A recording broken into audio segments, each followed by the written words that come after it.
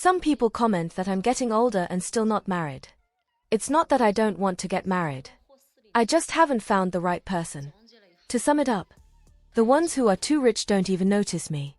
They don't see me at all. The ones who are too handsome, I don't dare to go for. The ones who aren't attractive, I'm not a match for them. Older men, I feel like at this age, they're probably divorced.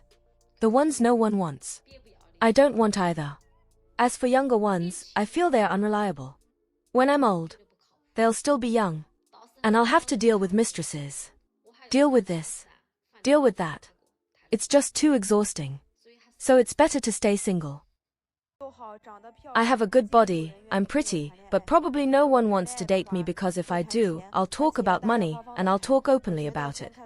I think the first thing is to see the other person's financial situation. I won't look for someone with worse financial conditions than mine, to avoid hardship.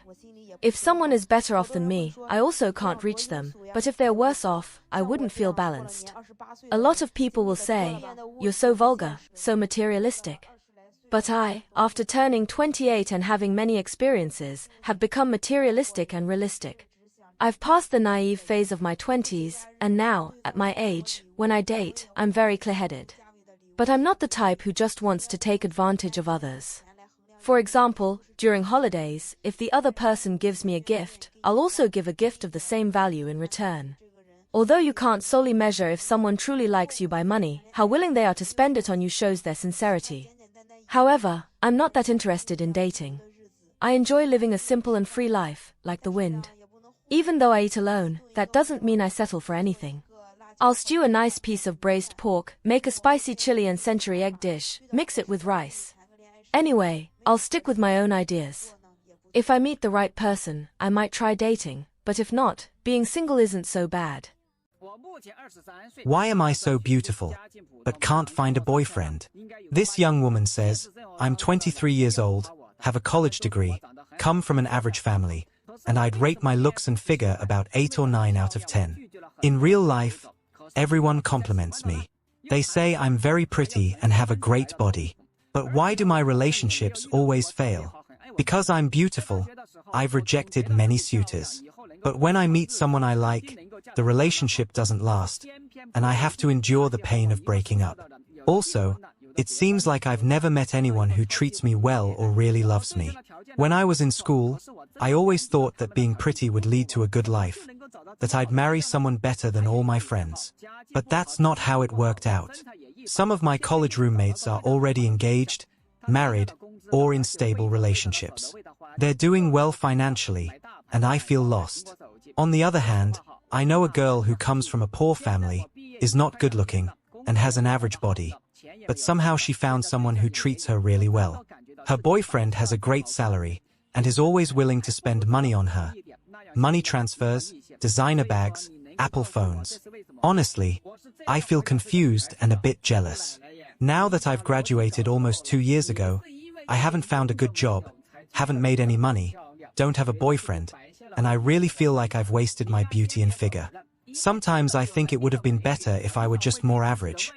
That way, I'd feel more balanced mentally. Can you tell me why this happens? My response to her was, "Sweetheart, you've got the logic wrong. The issue isn't your looks, but your lack of ability." Truly capable, beautiful women rarely talk about their appearance. Women who don't have much to offer often exaggerate their beauty to try and compensate for their lack of achievements. You need to understand that a really capable woman is so busy that she doesn't have time to obsess over her looks. Women without skills spend hours of their day worrying about things like, are my eyes pretty enough? Is my hair smooth? Is this lipstick too much? They stand in front of the mirror, admiring themselves. I often see women who consider themselves 8 or 9 out of 10, but in my rating system, they barely score 5 or 5.5. If you think you're an 8 or 9, then you clearly don't have self-awareness. Do you know what being an 8 or 9 means? A 6 is a campus beauty, a 7 is just a joke, an 8 is a celebrity, a 9 is a national treasure, and a 10 is world-class. In reality, a woman with an 8 or 9 rating could open a live stream, do nothing, and simply sit in front of the camera, and she would have tons of people watching and gifting her.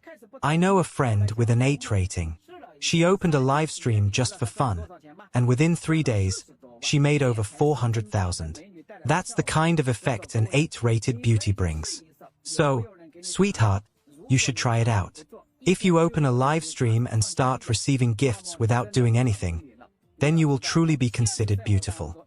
You should know that in real life, when we compliment a capable and beautiful woman, we usually say, she's so good at her job, and on top of that, she's pretty. The beauty is always an added bonus, never the main quality. So, dear, if you're neither beautiful nor capable and don't even recognize it, this is why you're in the situation you're in. Finally, I'll leave you with one last piece of advice. Beauty and ability together are a strength. But beauty without ability is, in fact, a fatal weakness. Ordinary people should never pursue beautiful girls. Maybe what I'm saying is a bit harsh, but single men need to watch this video until the end. If a man is average in ability, not good-looking, he simply won't be able to keep a beautiful wife. Don't think that being good-looking doesn't matter. The temptations that a beautiful girl faces aren't just once or twice. They are tests that last for years, decades, even a lifetime. I know a guy from Beijing. He met a girl he really liked. After exchanging contacts, they arranged to meet. He took her to a restaurant and gave her a new iPhone. The girl rejected it, returned the money, and didn't accept the phone, and proudly said she already had a boyfriend. But, curious, she wanted to be friends with him, and their relationship became more intimate. It was like there was nothing they couldn't talk about. She said she wouldn't betray her boyfriend, but often complained about him to my friend, saying he was unhygienic, unmotivated, only played video games, didn't do chores, and didn't take care of her. Although the girl didn't accept the money and gifts, when she saw her friends posting pictures, her heart already started to break.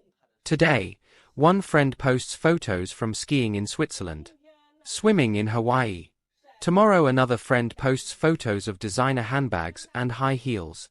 Doesn't that hurt? Of course it's fake. Who doesn't like to compete? Especially beautiful girls. Their boyfriends have luxury cars, mansions, while her own boyfriend rents a house and just plays games. And she herself has good education, a beautiful body, and is good-looking. That's already much better than any of her friends. Besides, there's always someone pursuing her. There's always someone chasing her. No matter how strong the relationship is, it can't resist the temptation of so many people trying to pull her away. Later, they wanted to get married. The guy asked her to pay half of the down payment on the house. Otherwise, he wouldn't put her name on the contract. The girl obviously didn't have the money, so she asked my friend for help. They made a deal. He would give her 50,000 per month as pocket money, on the condition that she would spend at least 1 day a week with him. At that moment, my friend gave her the money, and told her, "Don't feel pressured. If you feel uncomfortable, consider it a loan." The next day, the girl returned the money, saying she had spent the whole night thinking and couldn't sleep. Even if the house wasn't in her name, she still wanted to marry the boyfriend from college. Oh. Then my friend, being very smart, without hesitation said, "You can consider this a loan," and immediately blocked the girl. At the time, I didn't understand. I said, "Bro, you threw this away. It was too expensive." He replied, "You're too naive. This girl has everything. Address, contact. Blocking her is a statement. So she knows we're above this. So what if we got married? With a boyfriend like that? Isn't it just some emotional foundation? It won't last." Well, I don't need to say more. This girl now works at my friend's company. I think that explains everything. So, for the men with average abilities, stop pursuing girls that are too beautiful. Although it's painful, there's nothing that can be done. This is the reality. Extremely beautiful women have no options, but ordinary-looking girls seem to have men fighting to be with them. Yesterday, 2 girls came here to Guangzhou. Both said they were in a hurry. One is a beauty born in 1993, 1.65 m tall, fair skin, beautiful face, long legs, truly elegant. I've seen many girls, but she really impressed me. I thought she would have a lot of men interested in her, but in the end, no one thought she was a good match. However, no one thought she was unattractive.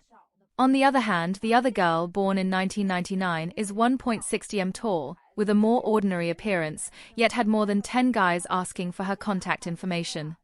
The guys said that although the other girl was very beautiful, they feared living with her would be tiring, that they wouldn't be able to keep her, so they preferred a more ordinary-looking girl, more obedient and homey. So, I want to ask the guys, do you really not go after those extremely beautiful women? What exactly do you think about it? You know, I've been through quite a few complicated relationships, and for a long time, I wondered why I seemed to attract the wrong kind of person.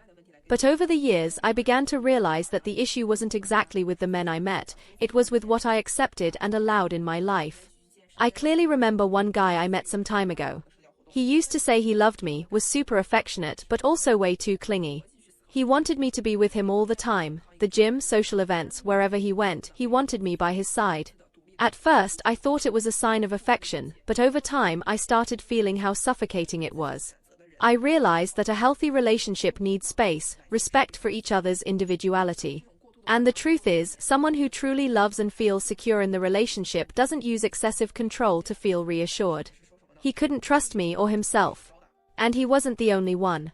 Many times I noticed that there were options around me, people who were interested, but it seemed I always ended up choosing what wasn't good for me. A more direct guy seemed boring, too busy with work, and I would feel there wasn't enough chemistry. Another one, who was more artistic, kind of alternative, seemed to live in his own world and I couldn't connect. Then came the stingy one, who knew exactly how to please me while spending the minimum and using sweet words, making me feel like everything between us was easy and natural. And I would let myself get carried away. But gradually, I began to understand that these patterns were blinding me to what I really wanted and to the kind of relationship I deserved. I started to see that if I didn't know myself well, wasn't clear about what I wanted, and didn't have the discernment to look beyond appearances, I would keep ending up in the same situation. So I started to think, what do I really want? What truly matters to me? I learned that a relationship is more than physical presence and pleasant words. I learned that to find a good partner, it's essential to have the courage to say no to what doesn't make sense, even if on the surface it seems interesting. And that changed everything. Now I carry this clarity with me, without giving up on what truly makes sense for me. Nowadays, there are many excellent young women. But there are also many people watching. When they themselves become excellent, they want a boyfriend who is just as good as they are. Or at least a bit better. Originally, this wasn't too difficult.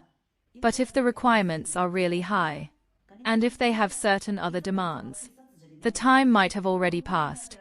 A fan sent me a private message, talking about his daughter, who is already 30 years old, and asking why she still hasn't found a suitable boyfriend. He wanted to know if he could get a like from Jong. If he had a good girl, he wanted her to be introduced. So I asked him, "You're already 30, and she hasn't found anyone suitable after all this time. Will she ever find someone?" He said yes. But the young woman is still looking for something. But for various reasons, she hasn't found the right person. Their family has a good financial situation. They have 2 houses. The parents have jobs out of town. But she doesn't work. She was raised like a princess. He said she bought food without worry. And what's missing is a good son-in-law. His daughter is a graduate, has a stable job, and earns a salary of 10,000 yuan. He then said the requirements are higher, at least 1,500 or more. But the guy can't have more than 1 million yuan. And the parents need to have a good standing. Later, another young woman was introduced. She wasn't ugly, but she had a problem. She wanted more than 1,000 yuan. He said he couldn't accept a son-in-law like that. It wouldn't be good. The guy couldn't be so picky. But this young woman ended up being chosen by someone else. And now she is married. Then, another person with good conditions appeared. But the guy didn't accept her. saying that her appearance wasn't attractive. That was a big blow to her. She thought that, if she were more beautiful, she might have had more chances. If the family is well off, the parents don't care about the future son-in-law's requirements. They just want someone good-looking for their daughter. Later, another young woman with good conditions appeared. But the only problem was that she wasn't married yet, which kept her from being fully accepted. I told him, "You have good conditions. You could find someone easily, but you keep postponing it and end up losing the chance." I told him he should find someone who would help him in the search for a partner, someone who would be more direct in the process. He told me that a doctor couldn't find someone for his daughter, and the young women he tried with weren't interested, and he still wondered if, by not getting married, he would eventually be abandoned. If you don't have resources, maybe it's better not to try to win over beautiful women. If a guy doesn't have money, isn't good-looking enough, it's hard to keep that up. After all, being attractive isn't just a small advantage. The temptation it generates is hard to resist. And the worst part is that it's not a passing or temporary thing. It's years, even decades, of continuous impact on a person's values.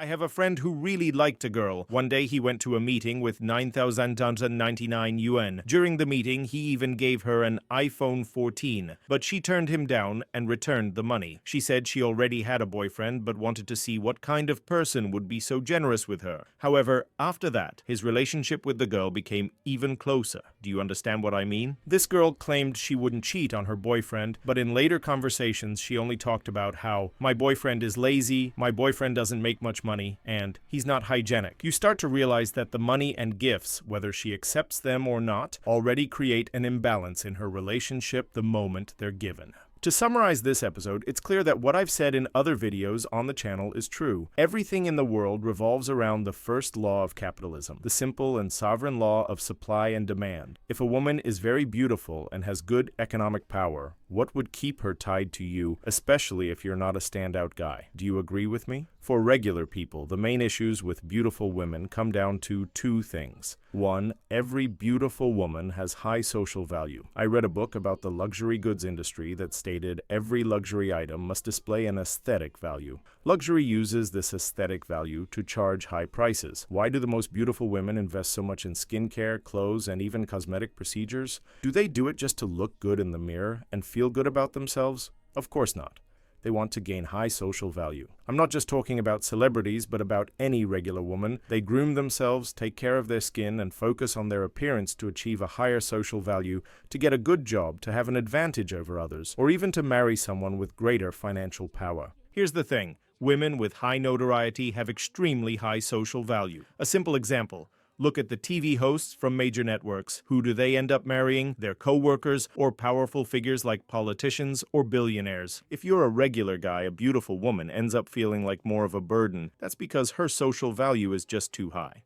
2. Beauty and ugliness. In the end, we get used to everything. Beauty quickly drops in marginal utility. The more beautiful a person is, the faster the enchantment fades, and the rate of repurchase drops. As Ma Yun once said, the uglier someone is, the more you get used to their appearance. But the more beautiful they are, the less interested you become over time. Human nature always seeks the new, the different, and change. Even if you're in a long-term relationship with a beautiful woman, eventually you get used to her appearance. New clothes or cosmetic treatments won't have the same effect. At the end of the day, it's not about beauty itself, but about costs. The competition between people will always come down to costs. Some people have high incomes and don't mind the costs, while others have lower incomes but can reduce their expenses. For most people, if their income is low but the cost of achieving certain things is too high, the game becomes unsustainable, and they may end up in debt. I remember a teacher once said, "If you're going to marry, choose the ugly ones, because a wife who doesn't compete is unbeatable." For regular people, someone who truly wants to build a life with you is the best choice. On the other hand, if you can afford the high costs of keeping a beautiful woman,